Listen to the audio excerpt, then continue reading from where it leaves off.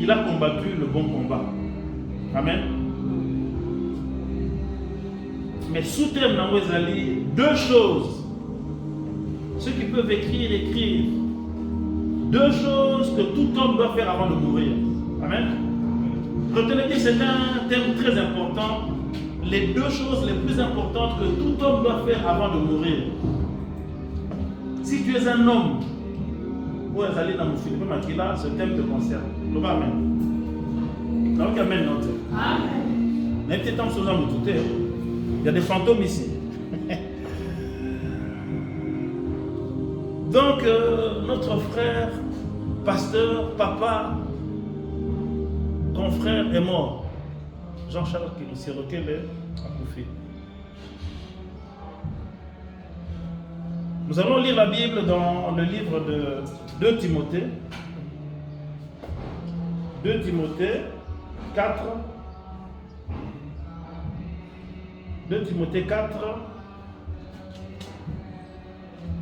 À partir du verset 1er jusqu'au verset 8e. Il y a quelqu'un qui peut nous lire la parole de Dieu? 2 Timothée. 2 Timothée 4, à partir du verset 1er.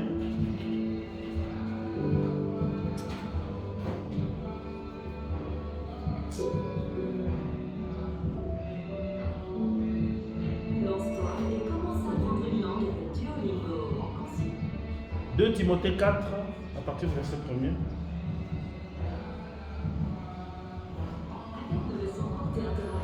Frère, s'il vous plaît, venez. Cherchez-moi un peu ici. Je crois que le pasteur Jean a vraiment bouleversé sa tablette. Cherchez-moi 2 Timothée ici. Il a agrandi les Écritures, ça a brouillé certaines. Ça, c'est 1 Timothée.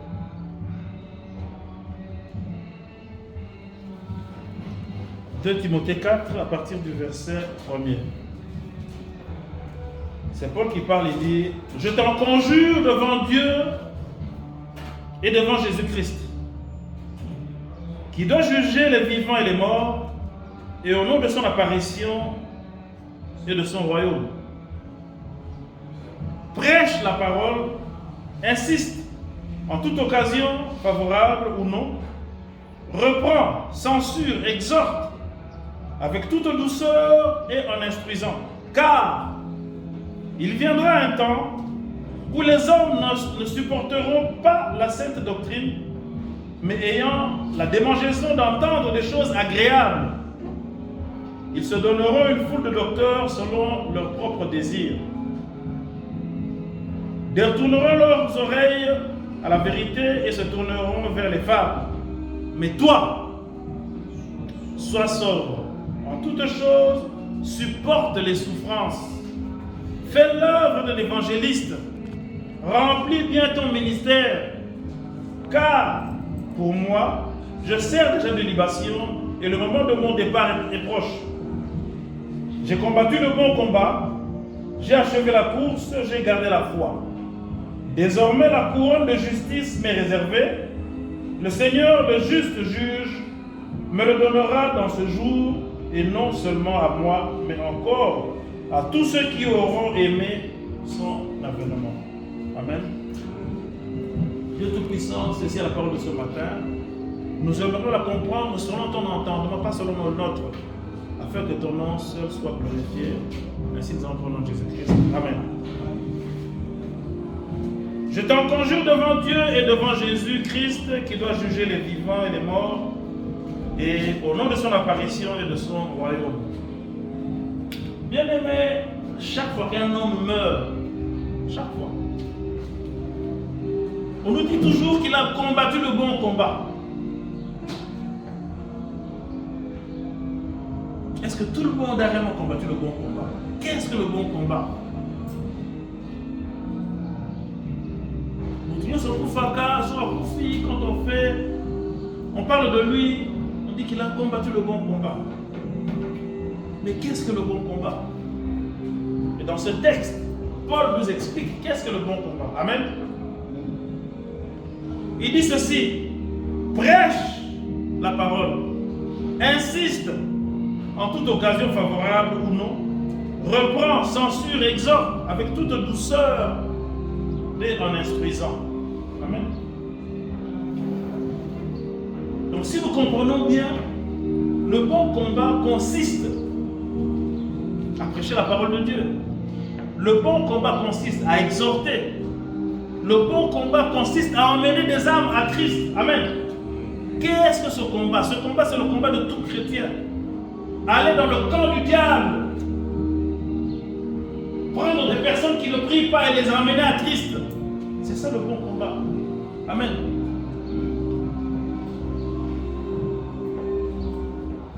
Je peux dire pour notre pasteur Charles Kisolokele, il a combattu le bon combat. Amen. Je le dis dans toute âme et conscience, il a fait le travail. Il a fait son travail. Il a fait sa part. Il avait une grande église à Mbinza. Je suis déjà parti faire un séminaire là-bas. Une très grande église et j'étais très bien accueilli. Il a fait le bon combat. Ça, je vous en conjure. Donc, si le jour où on fera son oraison funèbre, si on me donnera de faire son oraison funèbre, je serai fier de dire qu'il a combattu le bon combat. Amen. Mais certaines personnes qui meurent ont dit qu'il a combattu le bon combat. Est-ce qu'il a réellement combattu le bon combat? On avait dit que notre sous-thème d'aujourd'hui est toute chose, les deux choses que tout chrétien doit faire avant de mourir. Nous allons voir ces deux choses-là. On continue. Car il viendra un temps où les hommes ne supporteront pas la sainte doctrine, mais ayant la démangeaison d'entendre les choses agréables. Bien-aimés par le Seigneur.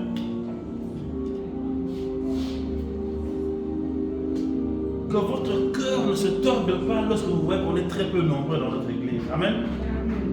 Mon thème est tout gâté. On est très peu nombreux. Nous sommes une des plus petites églises de Kinshasa. Hein? Mais nous sommes fiers. Car la Bible dit qu'il viendra un temps où les gens ne supporteront plus la sainte doctrine. Là où on prêche la sainte doctrine, c'est difficile de voir 1000, 2000, 3000, 10 000 personnes. Les gens veulent entendre ce qui leur font plaisir, ce qui leur fait plaisir.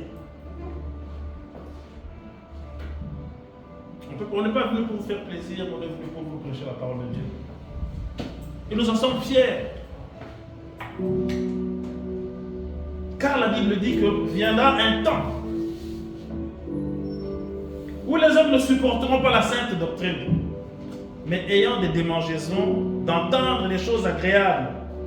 Ils se donneront une foule de docteurs selon leurs propres désirs. Détourneront leur oreille de la vérité et se tourneront vers les fables.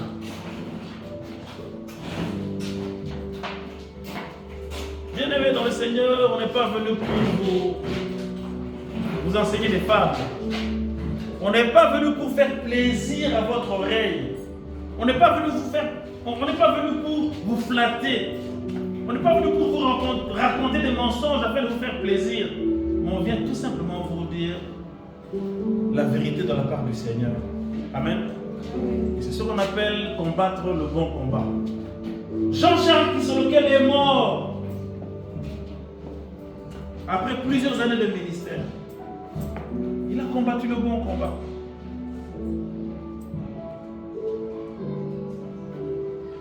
C'était un bon pasteur. Il enseignait la vérité, il était dans la sainte doctrine.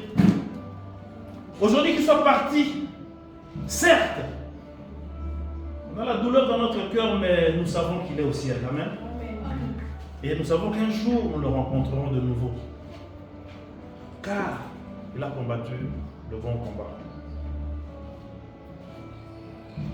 Viendra un temps où les hommes détourneront leur oreille de la vérité et se tourneront vers les fables.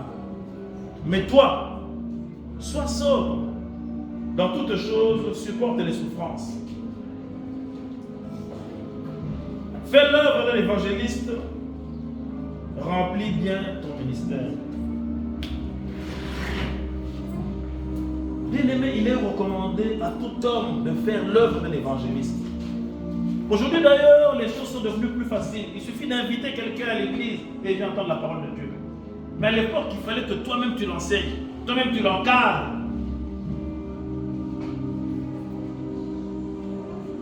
Fais-tu le bon combat?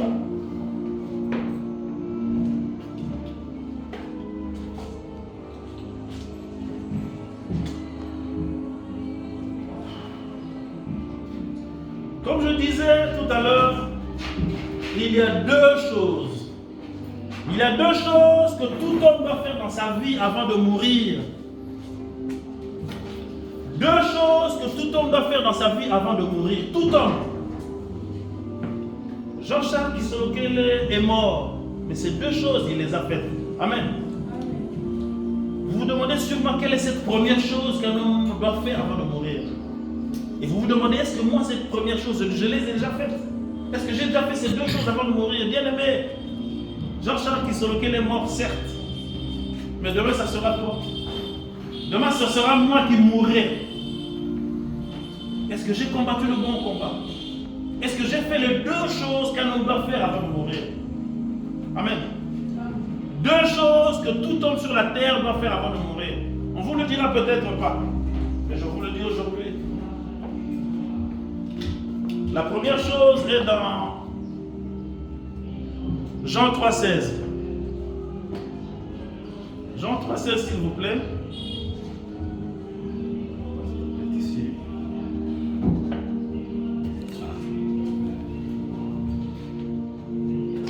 Qui peut nous lire Jean 3,16, s'il vous plaît?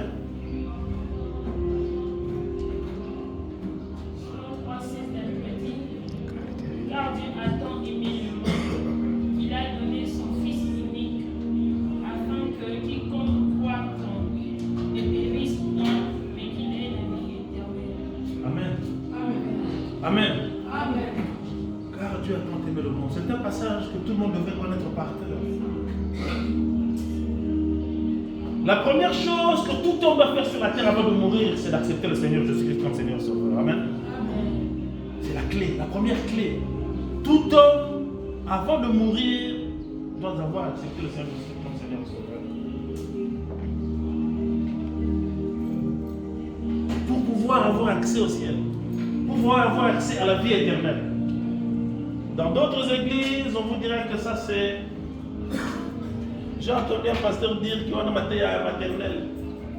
Amen. Bien aimé, vous n'avez pas besoin d'un matériel à l'université. Le matériel éternel, c'est ce qui sauve. Amen. Matériel éternel, il y a maternel, c'est ce qui sauve, c'est ce dont l'homme a besoin. Bien aimé, as-tu déjà reçu le Seigneur Jésus-Christ comme Seigneur et Sauveur?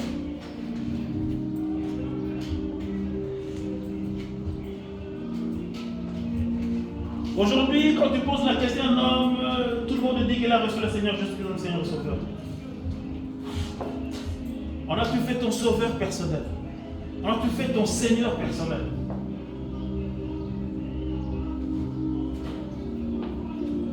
Celui qui sent qu'il a besoin de recevoir le Seigneur Jésus-Christ, même s'il l'a déjà fait, mais il sent que ce n'était pas un engagement qui venait du cœur. Il peut me voir après le culte. Je serai dans le bureau. Amen. Première clé, première chose que tout homme doit faire avant de mourir, c'est dans Jean 3,16, accepter le Seigneur Jésus-Christ comme Seigneur et Sauveur. J'étais choqué, une fois j'ai reçu un serviteur de Dieu dans mon bureau. Il prêchait la parole de Dieu. Il amenait des âmes à Christ. Mais après conversation, j'ai constaté qu'il n'avait jamais reçu le Seigneur comme Seigneur et Sauveur. Amen. Ça peut vous arriver, ça s'arrive. C'est la faute de nous les pasteurs aujourd'hui. Quelqu'un vient dans votre église, vous êtes content, un membre de plus, surtout s'il a les moyens, vous le placez à la première place. Demain, vous faites de lui un serviteur de Dieu sans être passé par le processus de la nouvelle naissance. Bien-aimé, as-tu déjà reçu le Seigneur Jésus comme Seigneur et Sauveur? Il y a des intercesseurs, il y a des évangélistes qui n'ont jamais reçu le Seigneur Jésus comme Seigneur et Sauveur. Et la plupart, ce sont nos enfants. Les gens qui ont grandi dans l'évangile, qui trouvent que l'évangile est normal. Son père était pasteur, donc quand il est né, il était déjà dans l'évangile. Ce n'était pas une nouvelle vie, ce n'était pas un changement pour lui. Les femmes de pasteurs, souvent les gens ont peur de les aborder pour leur faire accepter le Seigneur comme Seigneur Sauveur. Et quand vous demandez à un pasteur s'il a déjà reçu le Seigneur comme Seigneur Sauveur, c'est pas facile. Amen. Comment est-ce que vous demandez à un pasteur, est-ce que vous soyez à Jésus? Et je le fais dans mon bureau chaque fois que je reçois quelqu'un pour la première fois, je dois lui poser la question s'il a déjà reçu le Seigneur Jésus-Christ comme Seigneur Sauveur. Si vous ne le faites pas, demain Dieu va vous demander des comptes. Le pauvre qu'il est, il a grandi, dans une église, dans une grande église, on a fait de lui un serviteur de Dieu sans être passé par le processus.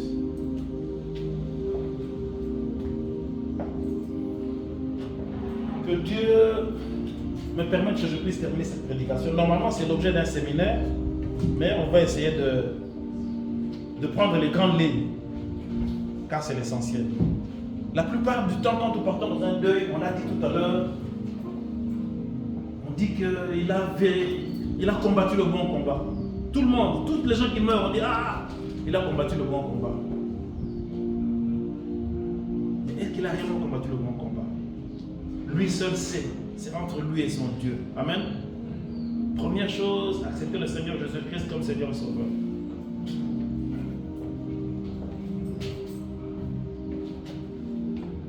Deuxième chose, c'est dans Marc. Marc 16, du verset 15 à 18. Et c'est un commandement. Le jour où j'ai prêché sur ce passage, je l'avais intitulé le Testament de Jésus-Christ. C'est une recommandation de Christ. Marc 16, c'est le dernier. Marc 16, de 15 à 18. D'ailleurs, en théologie, on appelle ça la grande commission. C'est la recommandation que tout le monde doit faire. Tout chrétien. Quelqu'un qui peut lire? Marc 16, 15. Puis il leur dit, allez par tout le monde et prêchez la bonne nouvelle à toute la création. Celui qui croira et qui sera baptisé sera sauvé. Et celui qui ne croira pas sera condamné. Voici le miracle qui accompagneront ceux qui auront cru. En mon nom, ils chasseront le démon, ils parleront de nouvelles langues. Voici, ils saisiront de serpents, ils boivent quelques breuvages mortels, ils ne leur feront point de mal. Ils imposeront le main aux malades et les malades seront guéris. Amen. Amen. Bien-aimés, il y a certains passages de la Bible qui nous sont familiers, qui nous sont habituels. On les entend tous les jours, mais est-ce qu'on les met en pratique? Voilà. C'est la deuxième chose que tout chrétien doit faire avant de mourir. Tu as reçu le Seigneur Jésus-Christ, tu es sauvé et tu dois emmener les gens à Christ. Amen. Est-ce que tu le fais? C'est la grande commission. C'est le testament de Jésus-Christ. Ce sont ses dernières paroles. Il recommande. C'est une recommandation de Christ, de Jésus. Aller par tout le monde pour faire des disciples.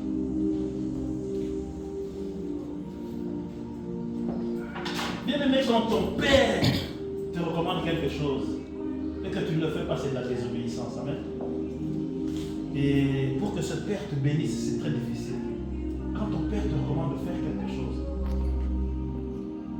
même pas en tant que chrétien, même en tant que païen, papa n'a vu na koufi, na testament na triki, moi na sikala kosala lika musongolo. Mais tu ne le fais pas. Et tu crois que tu auras la bénédiction de ton père. Hein? Là, je prêche comme un évangéliste. Si on m'appelle docteur, c'est juste parce que je dis des vérités bibliques. Mais j'ai l'âme d'un évangéliste. Amen. Et je vous ai toujours dit que le ministère que Dieu préfère, c'est le ministère d'évangéliste. Ce n'est pas le ministère de pasteur, ce n'est pas le ministère de docteur, ce n'est pas le ministère d'apôtre ou quoi que ce soit. Le plus beau ministère, je vous ai toujours dit, c'est le ministère d'évangéliste. Celui qui emmène des âmes à Christ. Dans notre prédication du dimanche passé, on a vu qu'il y a une fête au ciel, il y a de la joie au ciel, lorsqu'une âme vient à Christ. En réalité, c'est ça le bon combat dont on parle. Nous allons la camp adverse, aïe maintenant à Jésus-Christ. C'est ça le bon combat. C'est ça le combat. C'est pas qu'aller, d'autres gens, c'est l'intercession, non. Je ris toujours quand j'entends des prières de combat. Je vais vous choquer, j'aime bien vous choquer. Bien aimé, laissez-moi vous dire que la prière de combat n'existe pas. Amen. Dites Amen. La prière de combat n'existe pas. Prier, c'est quoi? Prier, c'est parler à Dieu. Est-ce qu'on combat contre Dieu? Prier, c'est parler à Dieu. On ne combat pas contre Dieu. Donc, quand on est dans le combat, ce n'est pas une prière. Prier, c'est parler à Dieu. Donc, la prière de combat n'existe pas. Quand vous faites un combat spirituel, ce n'est pas une prière. Amen. Il faut savoir faire la différence des choses. Le combat spirituel est réel, c'est vrai, mais ce n'est pas une prière. Amen. Il faut appeler le chien par son nom. Prier, c'est parler à Dieu. Donc, au cours de gagne la nzambete, au cours de prier, au combattre la nzambete.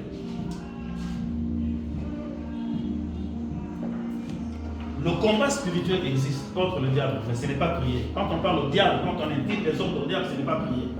Ça, c'est un combat. Amen. Retenez cela. Quand on combat, c'est contre le diable, alors ce n'est pas prier. Prier, c'est quand on parle à Dieu. Regardez le terme prier. Prier, ça veut dire parler à Dieu. Quand on parle au diable, quand on lui donne des ordres, quand on chasse le diable, ce n'est pas une prière. Il faut savoir faire la différence. Sinon, serais-je faisant lui en erreur. Alors, tu es là. Dans ta vie, rien ne change. Tu es là dans ta vie, ma caméra simbaté.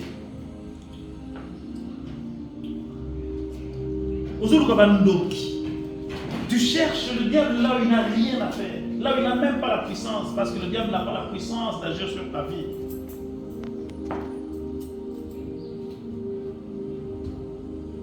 Mais depuis que tu as reçu le Seigneur Jésus-Christ comme Seigneur Sauveur, est-ce que tu l'as déjà posé la question, Seigneur, que veux-tu que je fasse? Amen. On va prier, Seigneur, bénis-moi. Seigneur, fais ceci. Seigneur, fais cela. Seigneur, donne-moi. Mais qu'est-ce que toi tu fais pour le Seigneur? Est-ce que tu l'as déjà demandé, Seigneur, qu'attends-tu de moi? Qu'attends-tu de moi? Seigneur, que veux-tu que je fasse? Rappelez-vous de Paul sur la route de... C'est quelle route? Damas. Damas. Merci. Il y a des gens qui connaissent la parole de Dieu. Rappelez-vous de Paul sur la route de Damas. Lorsqu'il a reçu le Seigneur Jésus-Christ, lorsqu'il a été aveuglé, quand il est tombé, il s'est d'abord assuré que c'est lui qui l'a fait tomber, c'est le Seigneur. Bien aimé, lorsqu'on te fait tomber, est-ce que tu te rassures que c'est le Seigneur qui t'a fait tomber? Le diable peut te faire tomber aussi. Amen. Il s'est d'abord rassuré, Seigneur, qui es-tu? Il dit, je suis Jésus-Christ, celui que tu persécutes. Bien aimé, ne faites pas foi à tout esprit. Le premier esprit qui vient, ne faites pas foi à tout esprit. Mais lorsque vous serez sûr que cet esprit est l'esprit de Dieu, posez-lui la question, Seigneur, que veux-tu que je fasse? Amen.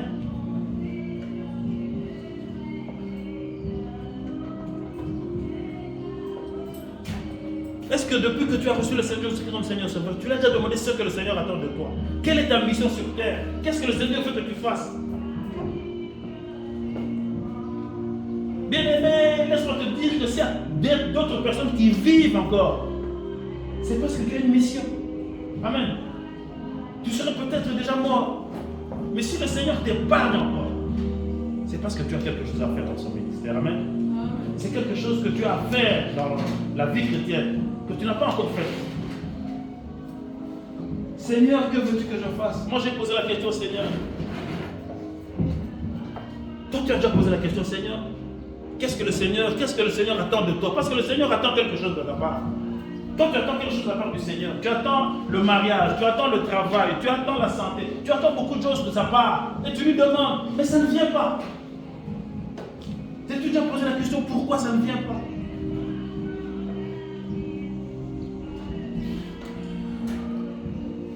semaine passée, je vous ai choqué en vous disant que Dieu n'a pas besoin de ton jeûne pour te bénir. Amen. Dieu n'a pas besoin que tu jeûnes pour que tu ressentes la bénédiction. Dieu n'a pas besoin de tes souffrances. Ce n'est pas en t'enfermant dans un monastère, ce n'est pas en t'enfermant sur qui n'en pas pendant un mois. Nous avons pas là. Ils ont souffert, nous avons pas là. Non, bien aimé, Dieu ne se réjouit pas de nos souffrances. Et c'est plus tard, nous avons été sur nous souffrir. Pose plutôt la question au Seigneur. Seigneur, que veux-tu que je fasse? En ce moment, là, dans ton cœur, commence à poser la question, Seigneur, que veux-tu que je fasse? Pose la question maintenant, là, parce qu'il va te répondre tout de suite. Seigneur, que veux-tu que je fasse pour que tu me bénisses? Pose la question dans ton cœur, tu n'as pas besoin de lever la voix. Commence à poser la question, Seigneur, pourquoi est-ce que ça ne marche pas? Que veux-tu que je fasse? Il va te le dire tout de suite. Pose la question.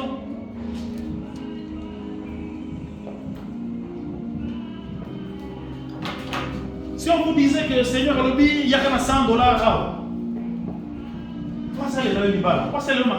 je crois que au Canada, vous devez passer dans le petit. N'est-ce pas vrai? Sur $100, c'est bon. La quantité de $1,000. Mais Dieu ne te demande pas de l'argent. Dans l'Ancien Testament, c'était comme ça, tu mets l'argent et puis c'est bon. Mais nous sommes dans l'évangile, la bonne nouvelle.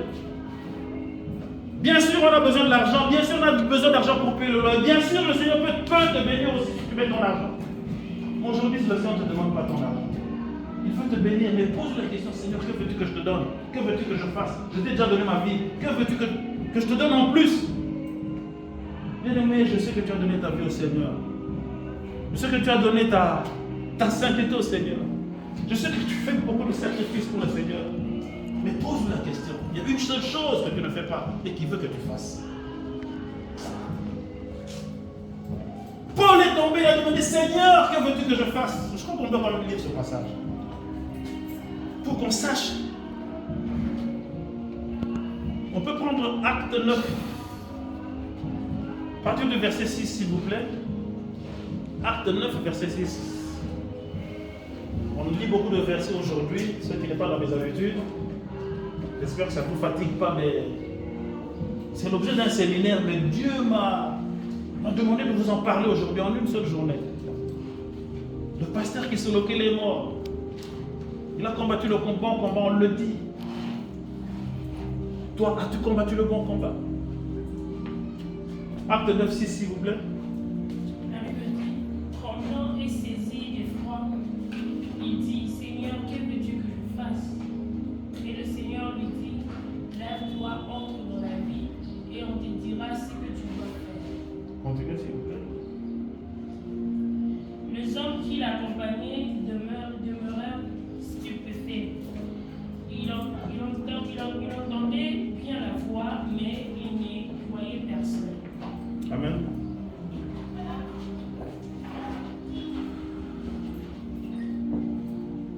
Le Seigneur a répondu à Paul, lève-toi, avant dans la ville, on te dira ce que tu dois faire. Nous connaissons l'histoire de Paul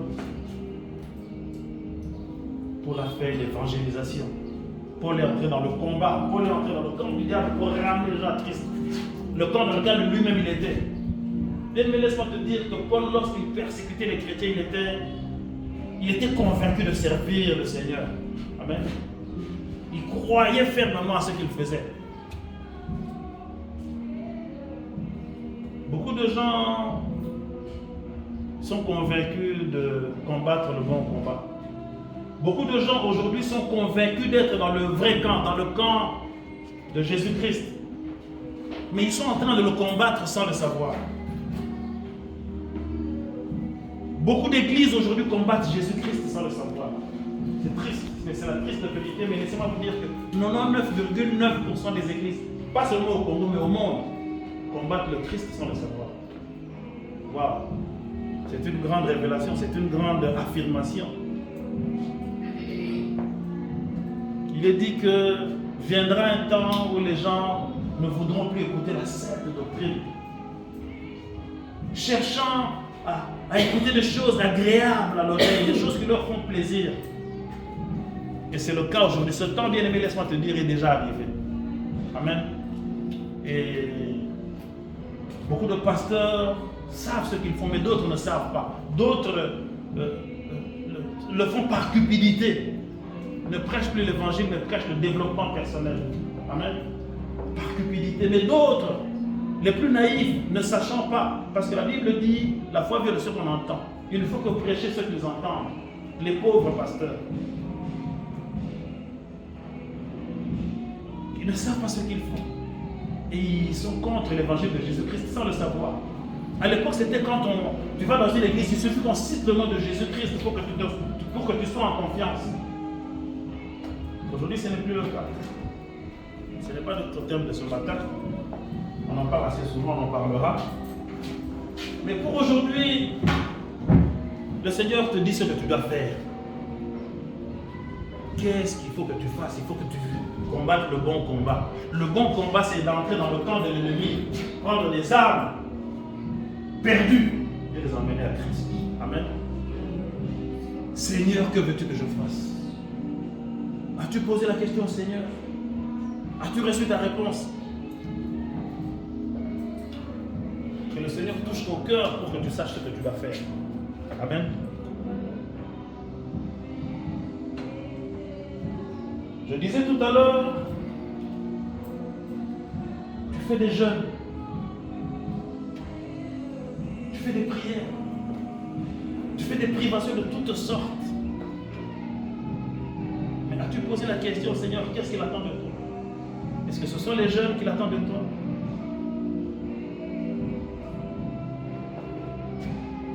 Le Seigneur veut que tu combattes le bon combat. Tout ce qui te reste à faire, c'est d'entrer dans le camp de l'ennemi. Prendre des armes perdues et les emmener à Christ. Amen. Souvenez-vous du geôlier.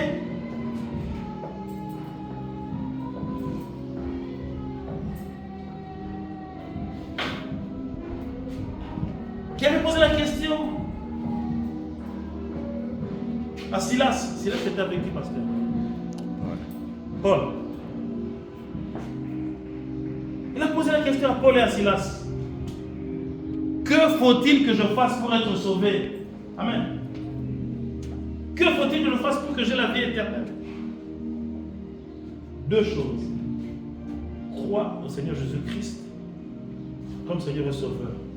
Et tu seras sauvé, toi et toute ta famille. La première partie, c'est la première chose qu'il faut faire. La deuxième partie, c'est la famille.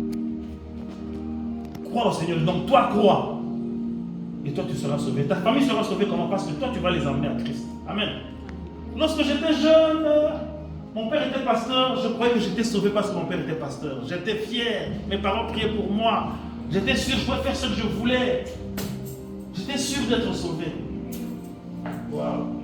Quelle désillusion le jour où j'ai grandi, le jour où j'ai compris la parole de Dieu que le salut est individuel. Amen.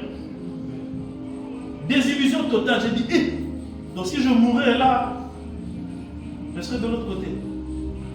Bien aimé, toi qui as reçu le Seigneur Jésus-Christ comme Seigneur et Sauveur, qu'attends-tu pour emmener ta famille à Christ? Crois au Seigneur Jésus-Christ et tu seras sauvé. Toi, tu es sauvé et tu vas emmener ta famille. C'est pas parce que tu es sauvé qu'automatiquement ta famille est sauvée, non. Tu as beau prier pour ta famille, tant qu'ils n'auront pas reçu le Seigneur Jésus-Christ comme Seigneur et Sauveur, aucun ne sera sauvé. Amen. Je sais qu'il y a des gens qui font le jeûne, les prières pour que leur conjoint soit sauvé. C'est très malheureux de voir une sœur qui prie et son mari qui ne prie pas. Mais aujourd'hui, les sœurs n'écoutent plus, les frères n'écoutent plus, on n'a plus le choix. Quand tu es amoureux de quelqu'un, je vais prier pour lui. Oui, bien aimé, c'est bien beau. Et il faut le faire pour que cette personne-là soit sauvée. Bien aimé, est-ce que ta famille est sauvée? Toi qui es sauvé, est-ce que ta famille est sauvée? Est-ce que ton père est sauvé? Est-ce que ta maman est sauvée? Est-ce que ta grand-mère est sauvée? Est-ce que tes frères sont sauvés? Est-ce que tes soeurs sont sauvées? C'est toi qui es sauvé dans cette famille. C'est à toi d'emmener ton père. C'est à toi d'emmener ta mère. C'est à toi d'emmener tes frères, ta grand-mère, ton grand-père. Et toute ta famille sera sauvée. Et dans la Bible, lorsqu'on parle de ta famille, ce n'est pas seulement tes parents biologiques, ce sont tes amis. Ce sont tes professeurs. Ce sont tes voisins du quartier. Regarde tout autour de toi, combien de personnes ne sont pas sauvées. Eh bien, laisse-moi te dire que c'est le travail que Dieu te réserve. Et c'est à travers ce travail-là que Dieu te bénira. Amen. Amen. C'est ce qu'il faut faire. Tu as demandé tout à l'heure au Seigneur, Seigneur, que veux-tu que je fasse? Voici ce que tu dois faire. Amener les âmes à Christ. Amen. Il n'y a pas 36 solutions. Ce n'est pas par le jeûne en jeûnant que Dieu... Non. Oui, tu peux jeûner. Oui, tu peux prier. Oui, tu peux aller sur la montagne. Mais fais d'abord l'œuvre de Christ. Fais d'abord la recommandation. La recommandation que le Seigneur Jésus-Christ a faite à tout chrétien dans Marc 16, à partir du verset 14. Allez par tout le monde et faites de toutes les nations des disciples. Amen. Mais avant d'aller par tout le monde, est-ce que tu as commencé dans ta famille? Est-ce que tu as commencé par tes amis? Est-ce que tu as commencé dans ton quartier? Bien aimé, laisse-moi te dire qu'aujourd'hui, si moi je suis ici à Salon, c'est par la recommandation de Jésus-Christ. Amen. Ça fait plus de 20 ans que moi j'ai quitté Salon. 25 ans que j'ai quitté Salon. Peut-être même 30 ans. Si je suis revenu ici pour apporter la parole, c'est par la recommandation de Jésus-Christ. Amen. Vous êtes ma famille. Vous êtes mes amis. Vous êtes les personnes par qui le Seigneur m'a recommandé de commencer. Et c'est pour ça que je vous ai appelé aujourd'hui afin d'écouter la parole de Dieu. Afin que je vous ai appelé aujourd'hui afin d'écouter la saine doctrine. Afin que demain vous soyez sauvés. Afin que demain, le Christ ne demande pas votre âme parce qu'il m'a recommandé de venir vers vous. Amen.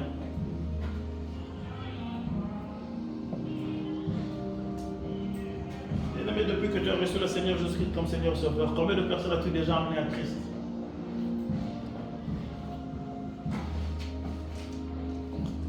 Combien? Depuis que tu es né de nouveau là, combien d'années? Est-ce que tu peux compter les personnes que tu as déjà emmenées à Christ? Est-ce que si aujourd'hui le Seigneur te demande, dit bon d'accord, je vais te bénir, présente-moi ce que tu as fait pour moi, que vas-tu présenter au Christ? Toi tu es sauvé, oui. Je veux te bénir, demande-moi ce que tu veux. Mais montre-moi ce que tu as fait pour moi. J'étais devant une autorité, un jour, je lui dis, bon, écoute Cléo, maintenant, demande-moi tout ce que tu veux, je te donnerai. Waouh! Et il avait la possibilité de me le donner.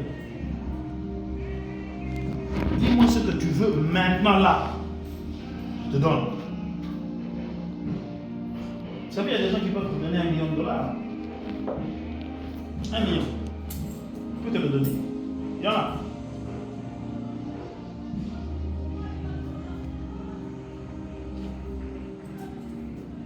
Seigneur, que veux-tu que je fasse?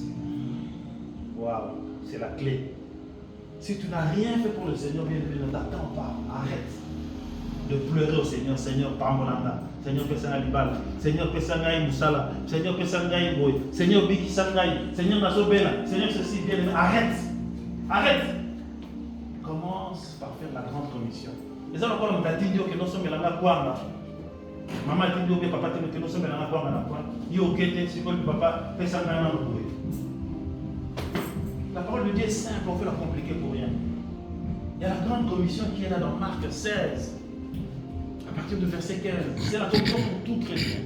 C'est pour ça que nous avons titulé notre thème d'aujourd'hui, les 2 choses que toute personne doit faire avant de mourir. Bien aimé, louez la karaté. Amen. Tu peux mourir du jour au lendemain. Tout le monde était à Koufala, ne parlons même pas de cette période-là après la mort, mais parlons maintenant. Si tu veux voir la main de Dieu dans ta vie, bien-aimé, amène les âmes à Christ. Pas plus simple que cela. On ne te demande même pas de remplir ce panier. On ne te demande même pas d'amener de l'argent. On a besoin d'argent, oui. Mais tout ce qu'on te demande, c'est d'amener les âmes à Christ. Amen. On peut nous chanter la chanson Mon aimé. Sœur Brenda, elle dort. La chanson Mon aimé. Christophanie, chantez-nous en sourdine. Amen, mon aimé, vous avez mon aimé, vous avez la main, mon source à vous avez mon aimé.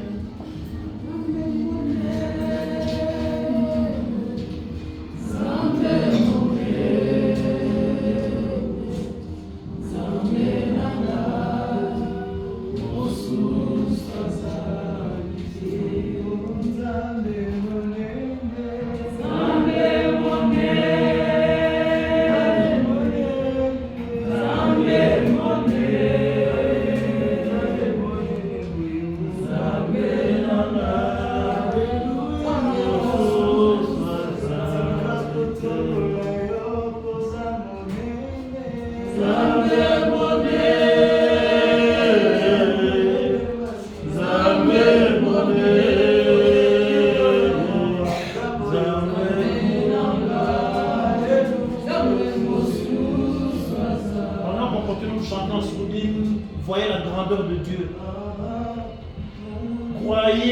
croit qu'il peut vous donner tout ce que vous voulez. Mais il vous a envoyé de faire quelque chose. Il vous a envoyé la grande commission afin qu'il puisse vous bénir. Il attend cela de votre part.